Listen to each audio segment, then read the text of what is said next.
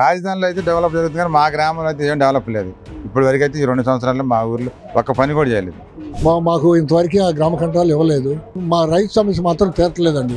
నలుగురు వచ్చి కాగితాలు అని ఎగబడ్డారు, కానీ ఇదే మా సమస్య వచ్చిందని మేము కాగితం ఇవ్వబోతే ఒక్కళ్ళకి కూడా మా సమాధానం చెప్పట్లేదు.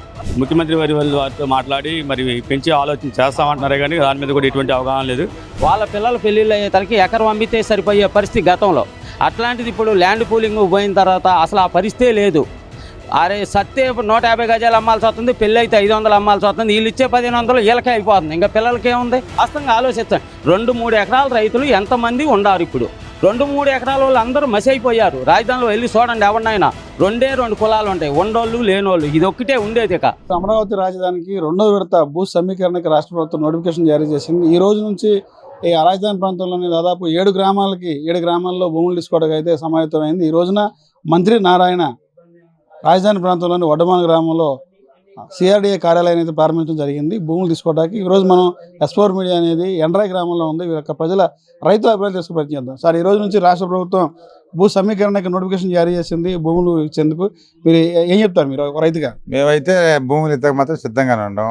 మాకైతే ప్యాకేజ్ ఎక్కువ కావాలి, 1400 కావాలి. మాకు 4కి అప్పుడు అటు అనంతరం అటు ఇవ్వాలి. మా ఊర్లో ఫ్లాట్లు తీసుకుంటే అది రుణమాఫీ కూడా మాకు పెంచాలి. అంటే ఎంత పెంచాలని కోరుకుంటున్నారు? 2.5 లక్షలు కావాలి.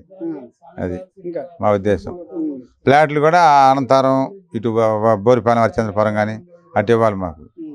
అది ఇక్కడ కాకుండా అటు అయితే ఇవ్వాలి. గజాలు కూడా ఎక్కువ ఇవ్వాలి. ఎంత గజాలు? ప్రజెంట్ ఇప్పుడు 1400 గజాలు ఇస్తాను. మీకు ఎంత ఇస్తా అంటున్నారు. మాకు 1400 అయితే కావాలి. మా డిమాండ్ 1400 కావాలని మా డిమాండ్. మీ గ్రామంలో మొత్తం ఎంత ఆయకట్టు ఎంత ఉంటుంది? మా గ్రామంలో అంటే ఒక 2000 ఉంది. 2000 ఉంది. ఎండ్రాయి రెవెన్యూలో 2000కి ఉంది. సరే, ఎలా ఉంది ఈ 19 కాలంలో రాజధాని డెవలప్మెంట్ వర్కింగ్ ఎలా జరుగుతుంది? ఏంది రాజధానిలో అయితే డెవలప్ జరుగుతుంది కానీ మా గ్రామంలో అయితే ఏం డెవలప్ లేదు. మీది కూడా రాజధాని ప్రాంతమే? రాజధాని ప్రాంతమే. ఇప్పుడు ఇంకా పూర్తి దాన్ని తీసుకోలేదు కదా, ప్రాంతమే లేదు, తీసుకోలేదు కదా. ఇప్పుడు తీసుకుంటా అంటారు. ఇప్పటి వరకు అయితే ఈ 2 సంవత్సరాల్లో మా ఊర్లో ఒక్క పని కూడా చేయలేదు. ఒక్క రోడ్డు వేయలేదు, ఒక్క కాలువ కట్టలేదు, ఏం చేయలేదు మా గ్రామంలో.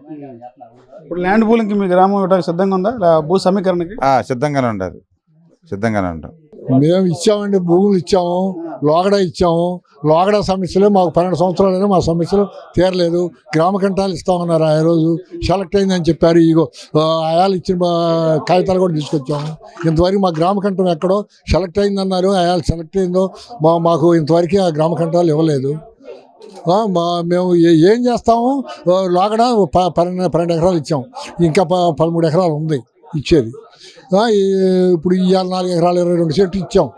పిల్లల్ని అడిగితే మీ ఇష్టం నాన్న, మేము ఎక్కడ దూరాన్ని ఉన్నాము, మీరు దాన్ని బట్టి ఆలోచించుకొని ఇవన్నీ మాకేం తెలుసుద్దేడా అని అన్నారు. మా రైతు సమస్య మాత్రం తీర్చలేదండి.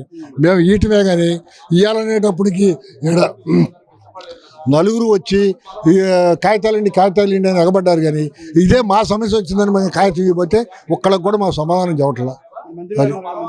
మంత్రి గారిని అడిగే అవకాశం మాకు రాలా. సిఆర్డీ వారు అధికారపూర్వకంగా మీ సమావేశాన్ని ఏర్పాటు చేశారు. ఆ సమావేశంలో రైతుల నుంచి మీకు ఏం కావాలని ఆశపడినప్పుడు మా వాళ్ళు 1500 ప్యాకేజీ అడిగామండి. దాని మీద స్పష్టమైనటువంటి హామీ ఈరోజు సిఆర్డీ ఆఫీస్ ఓపెన్ చేసినా కానీ ఏమి ఇవ్వలేదు. మరి కౌలు విషయానికి వస్తే మరి ముఖ్యమంత్రి వారితో మాట్లాడి మరి పెంచి ఆలోచన చేస్తామంటున్నారే కానీ దాని మీద కూడా ఎటువంటి అవగాహన లేదు. ప్రత్యేకించి మేము అడుగుతుంది ఏంటంటే స్పష్టమైనటువంటి హామీ 1500 గజాలు. దానికి తోడుగా మరి 3 సంవత్సరాల్లో అభివృద్ధి చేసిస్తామంటున్నారు. 3 సంవత్సరాల్లో అభివృద్ధి చేసి పోతే మీరు ఏ విధంగా అయితే సిఆర్డీలో కొన్ని అంశాలు పొందుపరిచి ఉన్నారు. మరి మేము రేపు ఏదైనా ప్రభుత్వం మారినా దాని మీద పోరాటం చేయడానికి మరి సంవత్సరానికి ఇంత కాంపెన్సేషన్ పెంచి ఇచ్చే విధంగా మాకు ఇవ్వమని మేము కోరుకుంటున్నాం. ఆ అంశాలను పరిశీలించి మరి ముఖ్యమంత్రి గారి దృష్టి తీసుకెళ్ళి వీటిని మాకు నెరవేర్చాలని కోరుకుంటూ, ముఖ్యంగా 1500 ప్యాకేజీ 3 సంవత్సరాల్లో డెవలప్మెంట్ చేయకపోతే ఒకళ్ళ అధికారం మారితే మా పరిస్థితి ఏంటి? గతంలో మరి రైతులు చూసాం, వాళ్ళు అనేక విధాలుగా మరి 2014 నుంచి 19లో జరిగినటువంటి అభివృద్ధి గురించే మాట్లాడుతున్నారు. కానీ 19 నుంచి 24 వరకు రాజధాని మీద జరిగినటువంటి కుట్రకోణం కానీ మరి దాని మీద జరిగినటువంటి ఘోరమైనటువంటి అరాచకాలు కానీ ఏం కూడా ఎవరు మరి ఈ సమావేశంలో మాట్లాడతలేదు.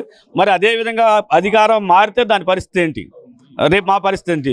వాళ్ళు ఏదో కొద్దిగా ఉన్నతమైనటువంటి స్థానాల్లో ఉన్నారు కాబట్టి వాళ్ళు కొంతమేర మరి కొన్ని ధర్నాలు చేసి సాధించుకోగలిగారు. కానీ మళ్ళా అటువంటి పరిస్థితి వస్తే మేము ధర్నాలు చేసే పరిస్థితిలో కూడా లేదు. మా అన్న సన్నకారు రైతులు మరి ఈ విషయాన్ని అధికారులు తమ దృష్టి ఉంచుకొని మరి ముఖ్యమంత్రి వారు మా యందు దయించి 1500 ప్యాకేజీని స్పష్టమైనటువంటి హామీ సిఆర్డీఏ చట్టంలో మరి 3 సంవత్సరాలు దాటితే మరి ఒక హామీని పొందుపరిచి మాకు ఇవ్వాల్సిందిగా కోరుకుంటూ ఇవి ఇచ్చినట్లయితే ఒక ప్రత్యేకమైన గజెట్ 2014 నుంచి 24 వరకు గజెట్ లేదన్నారు. మొన్నటిదాకా 2014-15లో రాజధాని ప్రకటన అన్నారు. అయితే మన గడిచిన 2-3 నెలల క్రితం వార్తాపత్రికలో చదివితే మీకు అది విషయం మరి న్యాయస్థానం పరిధిలో ఉంది. అది మీకు ఉమ్మడి రాజధానికి హైదరాబాద్ ఉంది కాబట్టి దాని పనికి రాకుండా పోయింది. ఈ 2024 తర్వాత మరి గజెట్ చేసి కొత్తగా తీసుకొస్తా ఉంటున్నారు. ఆ గజెట్ని కూడా ఇప్పించి మరి ముందుకు కొనసాగాలని కోరుతున్నాం. మేము అందరం కూడా ఇవ్వడానికి సమ్మతమే. కానీ మాయందు దయించి రానున్న కాలంలో మా కోసం, మా భవిష్యత్తు కోసం మరి మాయందు దయించి మరి ఇక్కడ చెప్పారు అనేకమైనటువంటి పరిశ్రమలు వస్తాయని. మరి ఇక్కడ చూస్తే క్రీడా సముదాయాలతో కొన్ని అని చెప్తున్నారు. దాన్ని అది ఇస్తే ఏం వస్తాయి ఉద్యోగాలు? స్పష్టమైనటువంటి హామీ ఏమీ లేదు. మరి దానివల్ల మాకు ఒరిగేది ఏమీ లేదని మేము భావిస్తున్నాం. దానిలో అది డెవలప్మెంట్ అయ్యేది ఎప్పుడో జరిగే ఒలింపిక్స్ గేమ్స్ కోసం ఇప్పుడు స్వీకరిస్తామంటున్నారు. తప్పులేదు, ఇస్తాము. అది ఇక్కడ ఏర్పాటు చేయడం వల్ల జరిగేటువంటి అభివృద్ధి ఏంటి? దానివల్ల మాకు వచ్చే ఉద్యోగాలు ఇస్తుంది. మేము భూమిని కోల్పోయాం. ఇప్పుడే కొన్ని వేల మంది నిరాశ్రయులుగా ఉన్నారు. రాజధానిలో జరిగేటువంటి మరి పనులకు వెళ్ళేటువంటి పరిస్థితి లేదు. ఎక్కడ పొరుగు రాష్ట్రాల నుంచి వస్తున్నారు. మరి చిన్నాసన్న గారు చాలా ఇబ్బంది పడుతున్నారు. మరి ఈ మా భూములు కూడా ఇచ్చి మరి మేము ఎక్కడికి పనులకు వలస వెళ్ళాలి. ఇక్కడ ఉన్నటువంటి చిన్నగారు రైతులు వాళ్ళు కూడా వెళ్ళేటువంటి పరిస్థితి. ఉద్యోగాలు లేక మరి ఆదాయం వనరు లేక ఉన్న ఆస్తులు అమ్ముకొని తినలేం కదండి. ఎక్కడో పొరుగు ఊరు పోయి బతకాల్సినటువంటి పరిస్థితులు. అదేవిధంగా మరి కొన్ని కంపెనీలు అనేటువంటివి ఈ ఏరియాలోకి వస్తే ఆ కంపెనీలు ఏదో ఒకటి చిన్న ఉద్యోగాన్ని చేసుకొని బ్రతకడానికి అవకాశం ఉంటుంది. అదేవిధంగా మరి వాళ్ళు ఇచ్చేటువంటి ఆ క్రీడల సముదాయానికి సంబంధించినటువంటిది ఏ ఉద్యోగాలు వస్తే ఎలాంటి హామీ కానీ స్పష్టమైనటువంటి హామీలు మాకు ఇచ్చినటువంటి సందర్భం లేదు. ఈ విషయాన్ని పరిశీలించి మరి ముఖ్యమంత్రి వారు మా యందు దయించి మా గ్రామాలకు ఒక స్పష్టమైనటువంటి హామీ మరి కొన్ని పరిశ్రమలు కూడా ఏర్పాటు చేయాలని కోరుకుంటున్నాం. మెయిన్ రీజన్ ఏంటంటే 2 ఎకరాలు 3 ఎకరాలు అసలు మనిషి జీవితంలో పెళ్ళి అయిన తర్వాత వాళ్ళ పిల్లల పెళ్ళిళ్ళు అయ్యేసరికి ఎకరం అమ్మితే సరిపోయే పరిస్థితి గతంలో. అట్లాంటిది ఇప్పుడు ల్యాండ్ పూలింగ్ పోయిన తర్వాత అసలు ఆ పరిస్థితే లేదు. అరే సత్తే 150 గజాలు అమ్మాల్సి వస్తుంది, పెళ్ళి అయితే 500 అమ్మాల్సి వస్తుంది. వీళ్ళు ఇచ్చే 1500 వీళ్ళకే అయిపోతుంది. ఇంకా పిల్లలకి ఏముంది? కాలేజీలు కట్టారు. ఇట్టు SRM చుట్టూ పారివాడు తీసుకున్నాడు. ఏ టీ కొట్టాడు బతుకుతున్నాడు అక్కడ? ఎవడన్నా ఒక్కడ ఉన్నాడు? టీ కొట్టాడు గేట్లు వేసుకొని ఎవరి దారిని వాళ్ళు వెళ్ళిపోవాలి. లోన్ ఏం జరుగుతుందో తెలియదు. ఏదన్నా హాస్పిటల్ హోటల్ లాంటివి వస్తే వర్కర్స్కు పని ఉంటుంది. అంతేగాని ఇడిగా ఇవన్నీ జరిగేవి కాదు, పెట్టేవి కాదు. అంటే అందుకే దృష్టిలో పెట్టుకొని 2-3 ఎకరాల వాళ్ళు అందరూ మసి అయిపోయారు. రాజధానిలో వెళ్ళి చూడండి ఎవరినైనా. ఇంతకుముందు గతంలో 2 ఎకరాలు ఉండోడు ఎవడైనా ఇవాళ ఏముంది? 2 ఎకరాలు ఉండోళ్ళు ఏముంది? ఎవడైనా పోయి ఇక్కడ ఊడిసేదానికి పోతున్నారు. రైతులకి కూలీలకి మధ్యలో వ్యత్యాసం పెరిగిపోయింది. ఇవాళ ల్యాండ్ పూలింగ్ పోతుంది. అసలు మా కూలీలతో మాకేం పని ఉంటుంది? వీళ్ళతో అసలు అవసరం ఏముంటుంది? బంధాలే మొత్తం తెగిపోతున్నాయి. ఈ ల్యాండ్ పూలింగ్ అనేది జనాన్ని ఎడం చేసేది. 2 కులాలు ఉంటాయి, ఉండోళ్ళు లేనోళ్ళు. ఇది ఒక్కటే ఉండేది. ఇక వాళ్ళతో పని ఏముంటుంది? ఇంతకుముందు పెళ్ళిళ్ళకి ఏదో తాలిబట్టులోనో మా చేలో పనిచేసే కూలీలు అనేది ఉండేది. అసలు వీళ్ళతో మాకేం పని వాళ్ళతో? అసలు అది ఆలోచించకుండా మీకు 1250 ఇస్తున్నాం. ఎవరికేం 1250 ఇస్తున్నారు అసలు? సార్ చెప్పండి సార్, నేనే ఆగుతా. పొలం తీసుకునే కాదు, పొలం ఉందని కాదు, ఆ ఖర్చులు వెదిగిని ఆ 1600 గజాలు 1500 గజాలు ఉండాలి సార్ ఎట్టి పరిస్థితుల్లో. మీరు ఒకసారి ఆలోచించండి. ప్రాధాన్యపడతాం కాదు, ఇక్కడ పొలాలు వెళ్ళిపోతున్నాయి. ఈ జనంతో సంబంధాలు ఇప్పటికే ఊళ్ళల్లో జనం లేరు. ఎవరంతటి వాళ్ళు ఇతర దేశాల్లో కూలిగిపోతున్నారు. మెయిన్ రీజన్ 2-3 ఎకరాల వాళ్ళు కూలిగిపోవడానికి ఇష్టపడని వాళ్ళు కూడా ఇవాళ పోవాల్సిన పరిస్థితికి వచ్చింది. ఇది వాస్తవంగా జరుగుతున్న పరిస్థితి. ఈ 1500-1600 గజాలు ఉంటే తప్పితే వీళ్ళ దినాలు సావులకి తద్దినాలకైనా ఉపయోగపడతాయి.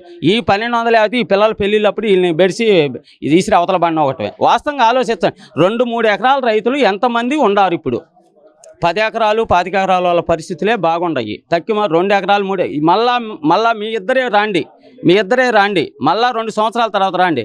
ఇక్కడ మాట్లాడిన వాళ్ళు పొలాలు ఉండేవాళ్ళు ఎంతమంది బయట ఉంటారో చూడండి. ఇది వాస్తవం జరిగేది. అక్కడ కూర్చొని ముచ్చటికి ఏమన్నా నలుగురు అడుగుతుంటే మడతేశారు. ఈ కెమెరాలో ఏందండి బాబు? అసలు వాళ్ళ కోసం పెళ్ళిళ్ళు చేసినట్టుంది కానీ వాళ్ళు ఎవరు రెండోది ఏమీ లేదు. ఆ పెళ్ళిళ్ళప్పుడు బేమడ కాదు పెళ్లి చేస్తుంది ఈ కెమెరాలో సేమ్ ఇక్కడ కూడా పోయినసారి మీటింగ్ అదే జరిగింది, ఇవాళ అదే జరిగింది. ఇక మాట్లాడి ఇంటికల్లా ఆయన వాళ్ళ అన్నయ్య పిన్నక వెంకటేశ్వర గారు గంట సేపు నిలబడ్డాడు. గంట సేపు నిలబడితే ఏం చేశారు? ఎలా ఇంటి ఆయన ఇంకెవరికి చేస్తారా ఈ న్యాయం చెప్పండి? అది వెంకటేశ్వర గారు ఉంటాడు చూడండి అక్కడ, పెద్ద ఆయన పంచి కట్టుకొని. నిజమండి 2 సార్లు వచ్చారు. అసలే మొత్తం ముగుతుంటే కొద్దిగా మాట్లాడితే వదిలేదు. ఏం సార్ అసలు ఈ పరిస్థితి? అయిపోయింది పరిస్థితి, ఏం లేదు. 2 సంవత్సరాల తర్వాత అంతా బెకార్లే. కోకాపేట లేదు, ఉండోడు కోకాపేట అవుతాడు, లేనోడు ఏముంది లుంగిగా డైర్లకి షాట్లు వచ్చినాయిగా. ఏమండి అభివృద్ధి అనేది అసలు అభివృద్ధి లేదండి బాబు. 2-3 ఎకరాల వాళ్ళు అందరూ కూలి వాళ్ళు అయిపోతున్నారండి బాబు. అర ఎకరం వాళ్ళు ఇంకేముంది దొడ్లు గడగటమే. ఇక దానికి చెప్పేది 3 ఎకరాలు లోపోడు ఎవడైనా. ఇప్పుడు నేను అన్నాను శత్రు కాదండి, 3 ఎకరాలలో తుళ్ళూరు ఆ 29 గ్రామాల్లో పోయి 3 ఎకరాల రైతులను అడగండి ఎంతమంది లేనోళ్ళు అయ్యారు. కాకపోతే తెలియని విషయం ఏంటంటే అక్కడ ఆ గ్రామాల్లో అడంగులు లేపాటం, అమ్ముకుంటుంది ఎవడో కొనుక్కుంటుంది ఎవడో గజాలు తెలియట్లా. పోయి చూడండి. అనంతారం రెవెన్యూలో వడ్డమానం వెళ్తాయి, వడ్డమానం వల్ల 50-60 ఎకరం ఉండేది, ఇప్పుడు 1/2 ఎకరమో ఉంది. నాకు తెలిసి అది కూడా ఉందో అమ్ముకున్నారు. సేమ్ ఇక్కడ వాళ్ళకి కూడా అదే పరిస్థితి. ఎవడో బతకడేక ఉండోళ్ళు లేనోళ్ళు 2 కులాలు. ఎవడో అవసరం లేదు బంధాలు అని మొత్తానికి ఆ శాఖమూరి కాడ కట్టారుగా. ఇక అందరిని ఆడికి ఏడవటం, ఇక ఆడికి ఏడవటం. ఇక ఎవరు లేడు. ఇక పొద్దాకలు ఎంతసేపు చెప్పినా ఇదే.